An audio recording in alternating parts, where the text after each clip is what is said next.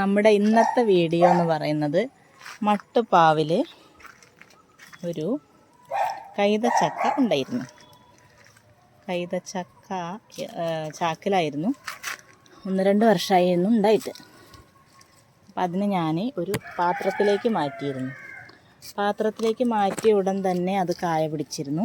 അപ്പം ഒന്ന് വന്ന് നോക്കുമ്പോഴാണ് അയ്യോ മുള്ളൂത്തും ഇതാ ഇവിടെ ചെരിഞ്ഞ് കിടക്കുന്നു കൈതച്ചക്ക.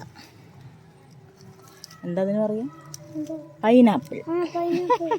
പൈനാപ്പിൾ കണ്ടോ പഴുത്ത് നിൽക്കണേ? തിന്നാൻ പറ്റുവേ. നമ്മളത് പഴുപ്പിക്കണം. പഴുത്തിട്ടുണ്ട്, ഇത് മൂത്ത് പഴുത്തിട്ടുണ്ട് അല്ലേ? നല്ല പഴുത്തിട്ടാണ് കഴിക്കുക. നമുക്കത് കത്തി കൊടന്നിട്ട് മുറിച്ചെടുക്കാം.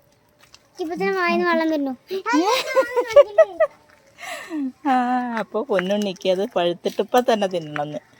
അപ്പോൾ പഴുപ്പിച്ച 2 ദിവസം കൊണ്ട് അത് നമുക്ക് പഴുത്ത് കിട്ടും. നമുക്കത് ഒന്ന് വിളവെടുക്കാം.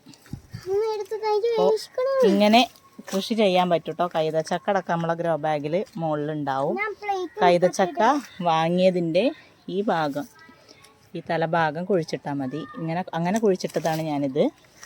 അപ്പം അതുപോലെ എല്ലാവരും കൈതച്ചക്ക ഉണ്ടാക്കട്ടോ. പൊന്നുണ്ണി കൈതച്ചക്ക കണ്ട ഉടനെ തന്നെ എന്ത് ചെയ്തു? കത്തിയും ഒരു പ്ലേറ്റ് കേട്ടോ, പ്ലേറ്റൊക്കെ ആയിട്ട് കഷ്ണമൊക്കെ വെട്ടി തിന്നാനായിട്ട് റെഡി ആയിട്ട് വന്നിട്ടുണ്ട്. അപ്പോൾ അത് വെട്ടിയെടുക്കാറേ ആയിട്ടുള്ളൂ. പഴുപ്പിച്ചിട്ട് വേണം അത് കഴിക്കാൻ. 2 ദിവസം കഴിയണം കേട്ടോ പൊന്നുണ്ണി. 2 ദിവസം കഴിഞ്ഞാലേ അത് കഴിക്കാൻ പറ്റുള്ളൂ. അപ്പം നമുക്കത് മുറിച്ചെടുക്കാം കേട്ടോ. അടിപൊളി നാടൻ കൈതച്ചക്ക.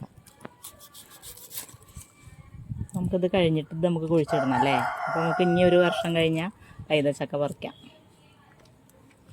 ഓക്കേ.